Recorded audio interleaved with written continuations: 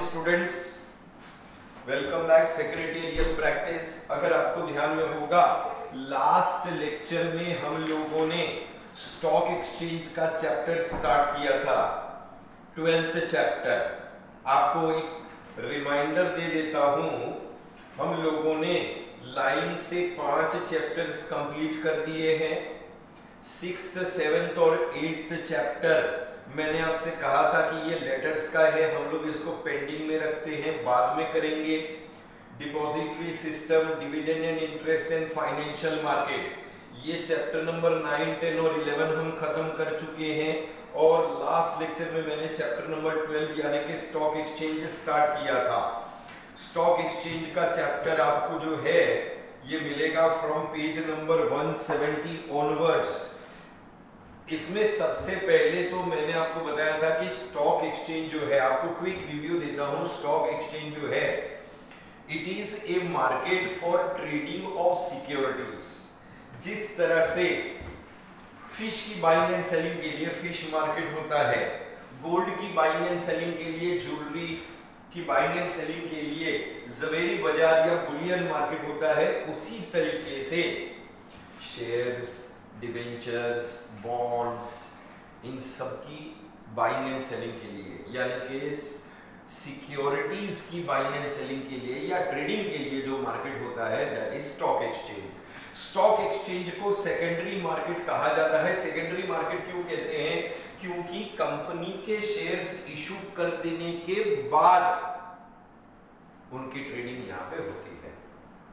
ठीक है, कंपनीज के सिक्योरिटीज या शेयर्स, डिबेंचर्स इशू कर देने के बाद, यानी कि बेसिकली स्टॉक एक्सचेंज में सेकेंड हैंड सिक्योरिटीज की डीलिंग होती है, क्योंकि फ्रेश जो शेयर्स, डिबेंचर्स हैं वो प्राइमरी मार्केट में कंपनीज इशू करती है। It is issued in the primary market. Secondary market या स्टॉक एक्सचेंज में सेकेंड हैंड सिक्योरिटीज की डीलिंग होती है या बाइंग एंड सेलिंग होती है। एक और एक चीज आपको बता दूं कि ये जो स्टॉक एक्सचेंज है, इस स्टॉक एक्सचेंज में शेयर्स की बाइंग एंड सेलिंग जो होती है वो एक set of well defined rules and regulations, यानी कि नियमों के तहत होती है। सिर्फ जो मेंबर है वही स्टॉक एक्सचेंज में ट्रेडिंग कर सकता है, नंबर 1। नंबर 2, सिर्फ जो लिस्टेड कंपनी है उन्हीं के शेयर्स एंड डिबेंचर्स की ट्रेडिंग की जा सकती है। सो कंपनी लिस्टेड होनी चाहिए और जो बंदा ट्रेडिंग करना चाहता है वो स्टॉक एक्सचेंज का मेंबर होना चाहिए, तो ही ट्रेडिंग किया जा सकता है, अदरवाइज ट्रेडिंग नहीं कर सकते हैं। लास्ट लेक्चर में मैंने आपको स्टॉक एक्सचेंज का डेफिनेशन भी बताया था। स्टॉक एक्सचेंज के डेफिनेशन का अगर आपको मैं क्विक रिव्यू दूं तो हस्बैंड एंड डोकेरारी ने डिफाइन किया है कि भाई स्टॉक एक्सचेंज क्या है। सर, स्टॉक एक्सचेंज जो है, they are privately organised markets that are used to facilitate trading in securities। ये प्राइवेटली ऑर्गेनाइज्ड मार्केट्स हैं जो फैसिलिटेट करते हैं या हेल्प करते हैं ट्रेडिंग इन सिक्योरिटीज में। साथ में मैंने आपको 2 जानकारी और दी थी ऑब्जेक्टिव के हिसाब से। इस दुनिया का सबसे पहला और सबसे पुराना स्टॉक एक्सचेंज कौन सा है? London stock exchange. कब शुरू हुआ था? 1571, यानी कि 1571 में लंदन स्टॉक एक्सचेंज इस दुनिया का सबसे पहला और सबसे पुराना। और साथ में मैंने आपको बॉम्बे स्टॉक एक्सचेंज का भी आइडिया दिया था। बॉम्बे स्टॉक एक्सचेंज या बीएससी जो है 1875 यानी कि 1875 में स्टार्ट हुआ था। ये इंडिया का एज वेल एज एशिया का सबसे पहला और सबसे पुराना stock exchange. So that is What we did in the last lecture। Features पे डिस्कस कर लिए थे। अब आते हैं थोड़ा बहुत कि भाई अगर ऑब्जेक्टिव्स के हिसाब से कि भाई स्टॉक एक्सचेंज भी एक ऑर्गेनाइजेशन है, क्योंकि यहाँ पर बाइंग एंड सेलिंग या ट्रेडिंग होती है। बाइंग एंड सेलिंग या ट्रेडिंग के लिए आपको स्टॉक एक्सचेंज को ऑर्गेनाइज करना होगा। अब स्टॉक एक्सचेंज का ऑर्गेनाइजेशन स्ट्रक्चर अगर आप देखें तो इंडिया में आप स्टॉक एक्सचेंज को किसी भी रूप में स्टार्ट कर सकते हैं। आप उसे वॉलेंटरी नॉन प्रॉफिट एसोसिएशन या ऑर्गेनाइजेशन के रूप में स्टार्ट कर सकते हैं। आप पार्टनरशिप फर्म के रूप में भी स्टार्ट कर सकते हैं, या आप इसे जॉइंट स्टॉक कंपनी के रूप में भी स्टार्ट कर सकते हैं। इंडिया में एक भी स्टॉक एक्सचेंज पार्टनरशिप फर्म के रूप में नहीं है, यानी कि no stock exchange is in the form of partnership. India में जितने भी स्टॉक एक्सचेंजेस हैं, आइदर तो वो वॉलेंटरी नॉन प्रॉफिट ऑर्गेनाइजेशन के रूप में है या फिर कंपनी के रूप में है।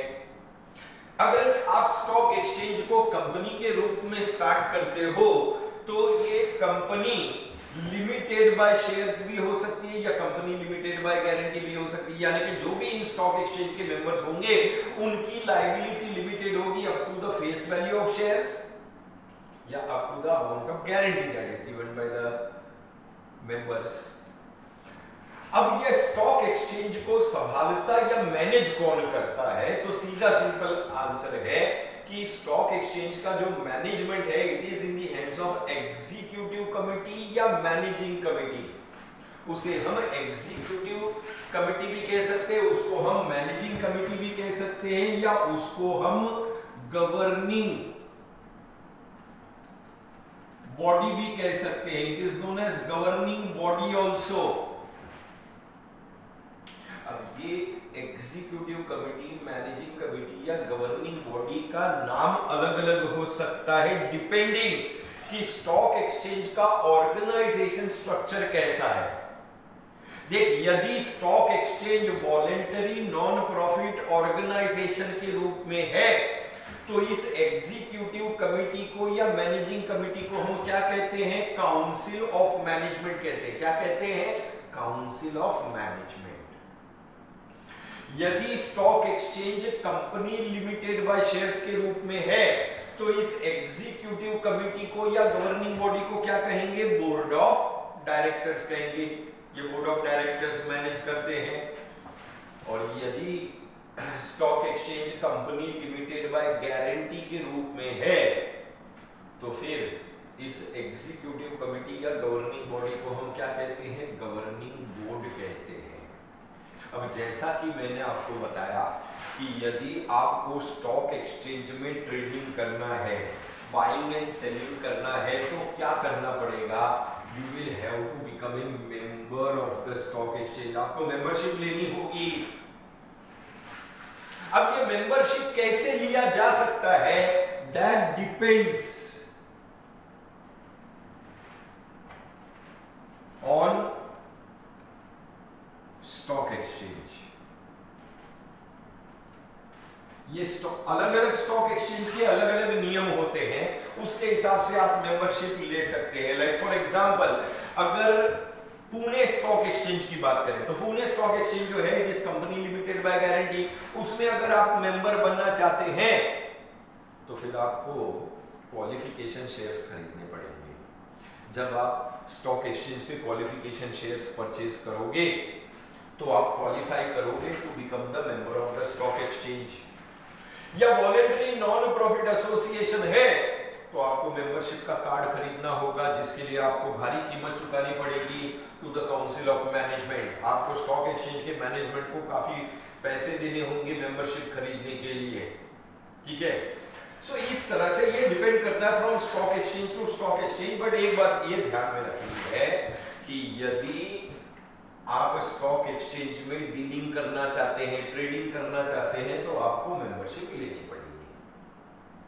मेंबरशिप अगर आप मान लो किसी भी स्टॉक एक्सचेंज की लेना चाहते हैं, आप उस स्टॉक एक्सचेंज की वेबसाइट पर चले जाएं, वहां पर मेंबरशिप लेने के सारे रूल्स एंड रेगुलेशंस बताए हुए होंगे, वो कंडीशंस आपको फुलफिल करना होगा।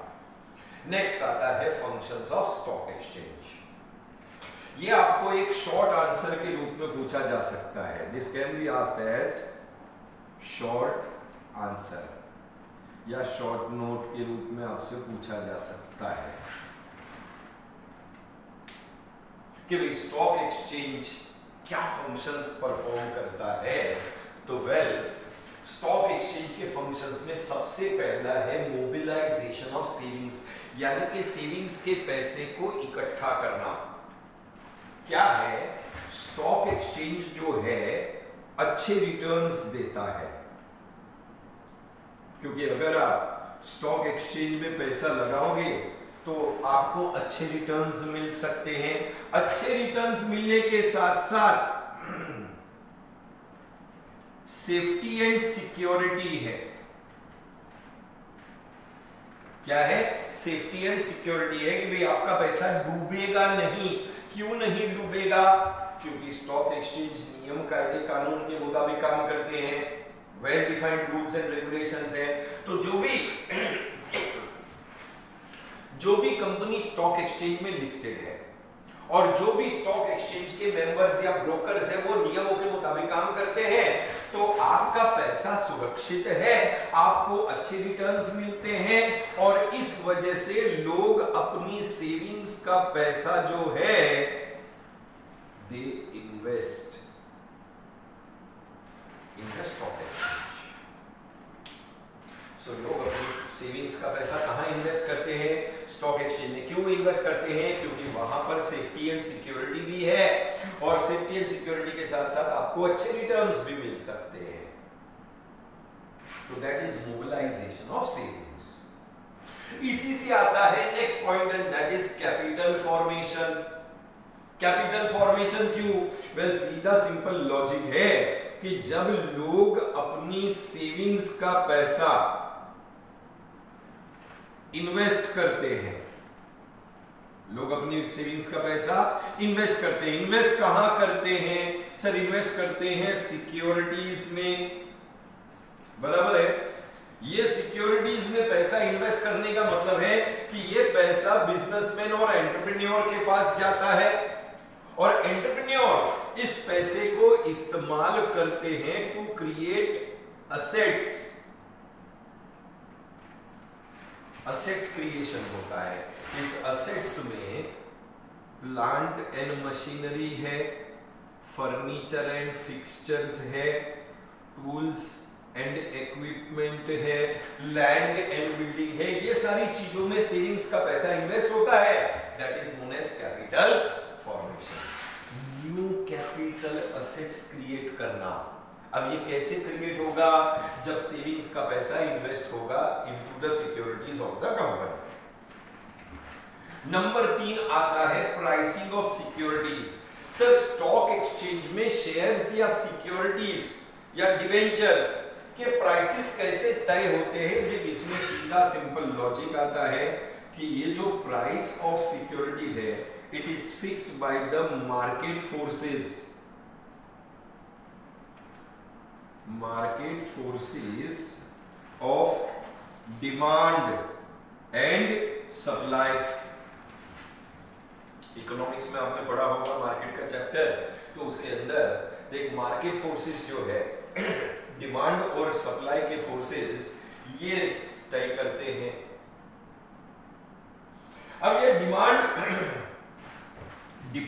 डिमांड और सप्लाई डिपेंड करती है on the performance of company. Company का परफॉर्मेंस अगर अच्छा होगा तो उस कंपनी के शेयर्स की डिमांड होगी ज्यादा, यानी कि खरीदने वाले होंगे ज्यादा, मगर सप्लाई होगी कम, जाहिर बात है ऐसे में शेयर्स के दाम बढ़ेंगे। सो कंपनी का परफॉर्मेंस अच्छा है, शेयर्स के दाम बढ़ते हैं। अगर कंपनी का परफॉर्मेंस अच्छा नहीं है तो लोग उस कंपनी के शेयर्स को बेचना चाहते हैं, यानी कि सप्लाई होगी ज्यादा और डिमांड होगी कम, यानी कि शेयर्स के भाव कम होंगे। तो इस तरह से प्राइसिंग ऑफ सिक्योरिटीज यानी कि शेयर्स और डिवेंचर्स की कीमत तय होती है on the basis of performance of the company. Performance अच्छा होगा शेयर का दाम बढ़ेगा, परफॉर्मेंस कम होगा शेयर का दाम घटेगा। नंबर 4 आता है इकोनॉमिक बैरोमीटर। इकोनॉमिक बैरोमीटर का मतलब है कि इकोनॉमी कैसी चल रही है उसको मेजर करना। सी इकोनॉमी में जो अप्स एंड डाउन्स आते हैं ना, उसी के हिसाब से स्टॉक एक्सचेंज का इंडेक्स भी ऊपर और नीचे जाता है। जब इकोनॉमी का परफॉर्मेंस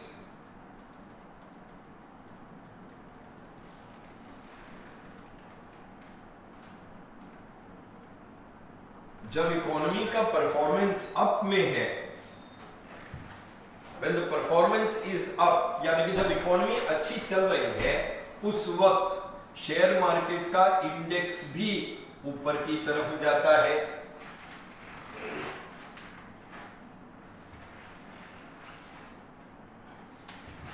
और जब इकोनॉमी का परफॉर्मेंस डाउन है, यानी कि जब इकोनॉमी में मंदी चल रही है उस वक्त शेयर मार्केट का इंडेक्स भी नीचे आता है।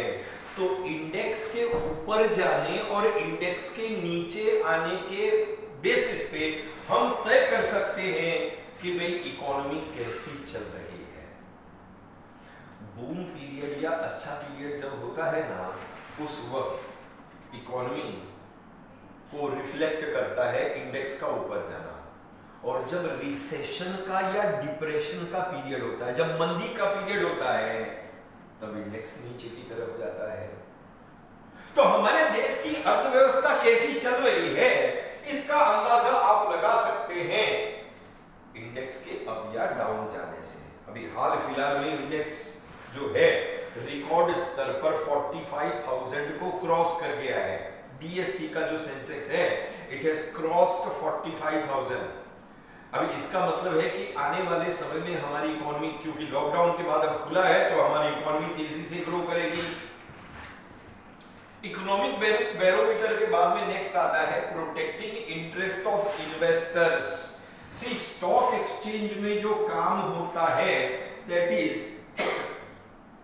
As per a set of well defined rules and regulations.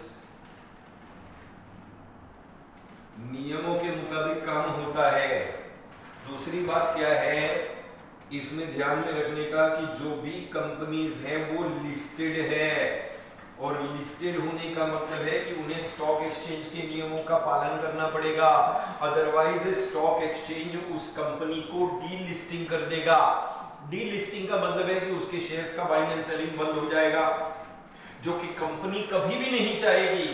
So company listed होती है, क्योंकि कंपनी लिस्टेड है उसे स्टॉक एक्सचेंज के नियमों का पालन करना है। दूसरी बात यह है कि स्टॉक एक्सचेंज में जितने भी मेंबर्स हैं, बराबर है, ये मेंबर्स क्या तो खुद के लिए बाइंग एंड सेलिंग करते हैं, यानी कि वो डीलर्स हैं, और या तो फिर वो दूसरों के लिए बाइंग एंड सेलिंग करते हैं, यानी कि वो ब्रोकर्स हैं। यानी कि जो भी मेंबर्स हैं, चाहे वो डीलर हो चाहे वो ब्रोकर हो, स्टॉक एक्सचेंज का मेंबर होने की वजह से उसे स्टॉक एक्सचेंज के रूल्स एंड रेगुलेशंस फॉलो करने पड़ते हैं। और ऊपर से ये एग्जीक्यूटिव या मैनेजिंग कमेटी है वो एकदम कड़क नजर रखती है कामकाज के ऊपर कि भाई स्टॉक एक्सचेंज बराबर से काम कर रहा है या नहीं कर रहा है। And that is why investors का इंटरेस्ट प्रोटेक्टेड रहता है। इन्वेस्टर्स के साथ कभी भी कुछ गलत नहीं हो सकता। नंबर 6 है लिक्विडिटी। अब लिक्विडिटी का मीनिंग सबसे पहले मैं आपको बताऊं कि भाई लिक्विडिटी का मतलब होता है कन्वर्टिंग इन्वेस्टमेंट इनटू कैश। मैंने जहां कहीं पे भी पैसा इन्वेस्ट किया है उसको कैश में कन्वर्ट करना, मुंबई की भाषा में कहूं तो रोकड़ा करना। अच्छे रिटर्न्स मिलते हैं, सेफ्टी एंड सिक्योरिटी मिलती है, इसलिए मैंने अपनी सेविंग्स का पैसा स्टॉक एक्सचेंज में इन्वेस्ट किया। मान लो मुझे पैसों की आवश्यकता है, तो पैसों की आवश्यकता होने की वजह से मैं स्टॉक एक्सचेंज के अंदर अपने शेयर्स, डिबेंचर्स जब चाहूं बेच सकता हूं। Why? Because stock exchange is a ready market. Monday से लेके फ्राइडे तक स्टॉक एक्सचेंज सुबह 9:55 को 9:30 को खुलता है और 3:30 बजे बंद होता है। रेडी मार्केट है। पब्लिक हॉलीडेज सैटरडे और संडे बंद रहेगा, बाकी के दिन ये मार्केट खुला रहता है और मैं जब चाहूं अपने शेयर्स, डिबेंचर्स यानी कि सिक्योरिटीज को बेच करके अपने इन्वेस्टमेंट को कैश में कन्वर्ट कर सकता हूं। That is liquidity. नंबर 7 आता है बेटर एलोकेशन ऑफ कैपिटल।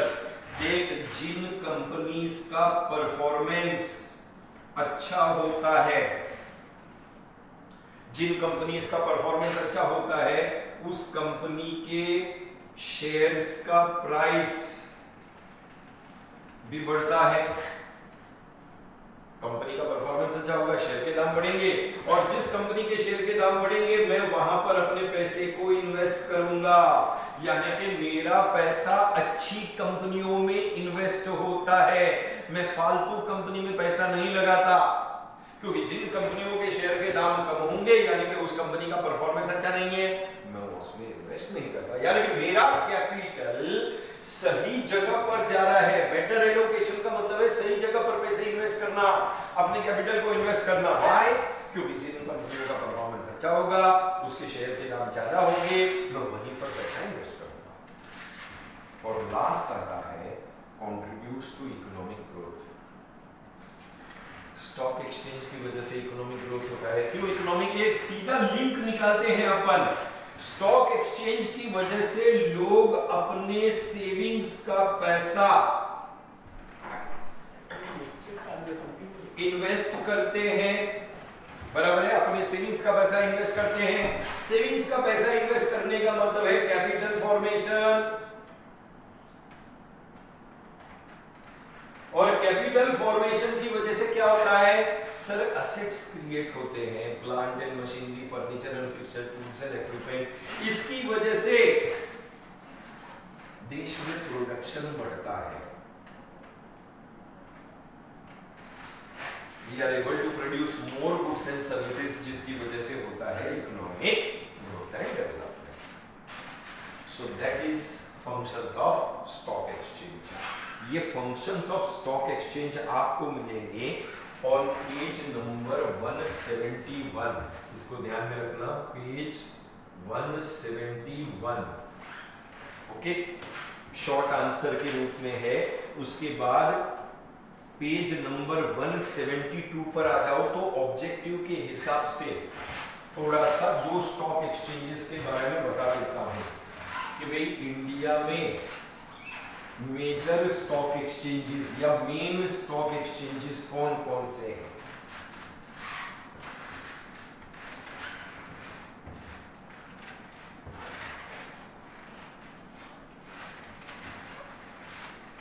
ऐसे तो बहुत सारे स्टॉक एक्सचेंजेस हैं। अहमदाबाद स्टॉक एक्सचेंज है, पुणे स्टॉक एक्सचेंज है, जयपुर स्टॉक एक्सचेंज है, ठीक है, अमृतसर स्टॉक एक्सचेंज है। स्टॉक एक्सचेंजेस तो बहुत सारे हैं, but talking about major stock exchanges in India,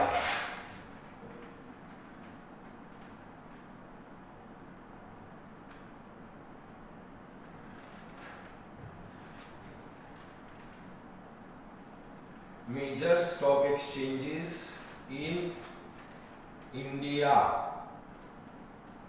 दो हैं। इसमें सबसे पहला नंबर 1 BSE यानी कि बॉम्बे स्टॉक एक्सचेंज। अब आपको ऑब्जेक्टिव के हिसाब से जो जानकारी याद रखनी है उतना ही है। बीएससी का फुल फॉर्म है बॉम्बे स्टॉक एक्सचेंज, बराबर है? ये Bombay stock exchange first and oldest stock exchange in India है। शुरुआत कब हुई वो भी मैं लिख देता हूं। ये 1875 में ये स्टॉक एक्सचेंज शुरू हुआ। It started in 1875। इंडिया का एज वेल एज एशिया का, इधर देख लिख देता हूं, इंडिया एंड एशिया दोनों का सबसे पहला और सबसे पुराना स्टॉक एक्सचेंज कब शुरू हुआ? 1875 में। ये कहां पर है सर? मुंबई में चर्चगेट और वीटी स्टेशन के इन बिटवीन, मतलब छत्रपति शिवाजी टर्मिनस और चर्चगेट स्टेशन के इन बिटवीन में वो फ्लोरा फाउंटेन आपको पता है, वहां पर एक रोड है which is known as Dalal street. उस दलाल स्ट्रीट में बीएससी का बिल्डिंग है। उसी के जस्ट बाजू में रिजर्व बैंक ऑफ इंडिया का भी जो है बिल्डिंग है। सो दलाल स्ट्रीट बोल करके जगह है, वहां पर ये बीएससी की बिल्डिंग है। आपको ये भी ध्यान में रखना है कि it is the 11th largest stock exchange in the world. Turnover के मामले में या बिजनेस के मामले में दुनिया में 11वें नंबर पे आता है बॉम्बे स्टॉक एक्सचेंज। दलाल स्ट्रीट पे है, ओल्डेस्ट है। अच्छा, 1996 में बॉम्बे स्टॉक एक्सचेंज ने इलेक्ट्रॉनिक ट्रेडिंग स्टार्ट किया, जिसमें आप ऑनलाइन ट्रेडिंग कर सकते हैं। इस ऑनलाइन ट्रेडिंग के लिए एक इंटरफेस बनाया गया है which is known as BOLT. यानी कि बीएससी में अगर आप ऑनलाइन ट्रेडिंग करना चाहते हैं तो उसके लिए एक एप्लीकेशन है या इंटरफेस है which is known as BOLT. BOLT का फुल फॉर्म क्या है? बोल्ट में बी का मतलब है BSE, OL का मतलब है ऑनलाइन और T का मतलब है ट्रेडिंग। सो बोल्ट का मतलब है BSE ऑनलाइन ट्रेडिंग, जिसमें कंप्यूटर स्क्रीन बेस्ड ट्रेडिंग किया जा सकता है। This is the information that you need to remember about BSE। और इसके बाद में एक सेकंड स्टॉक एक्सचेंज जो है दैट इज NSE। NSE का मतलब है national stock exchange. National stock exchange. अब ये नेशनल स्टॉक एक्सचेंज जो है इट वॉज स्टार्टेड इन 1992। 1992 में ये स्टार्ट हुआ। It started in 1992। ये इंडिया का largest and most modern stock exchange.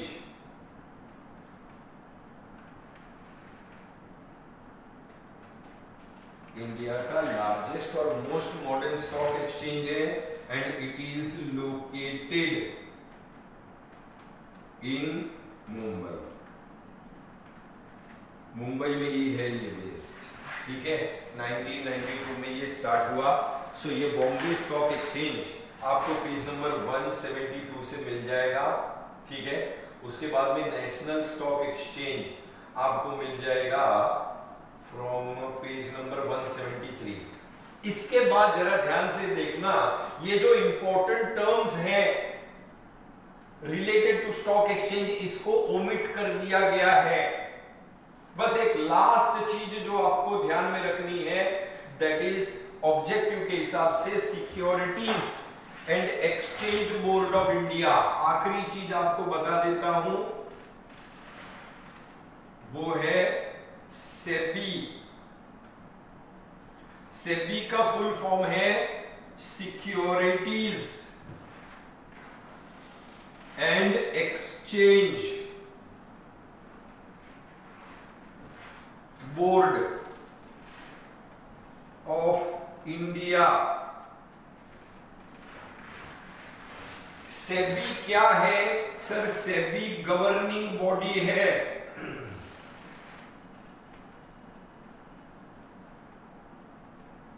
India के जितने भी स्टॉक एक्सचेंज हैं, जैसे इंडिया के सभी बैंकों को आरबीआई कंट्रोल और मॉनिटर करता है, उसी तरीके से इंडिया के सभी स्टॉक एक्सचेंजेस को गवर्न करने का काम, रेगुलेट और कंट्रोल करने का काम सेबी करता है। So SEBI is the governing body. It controls and regulates all stock exchanges.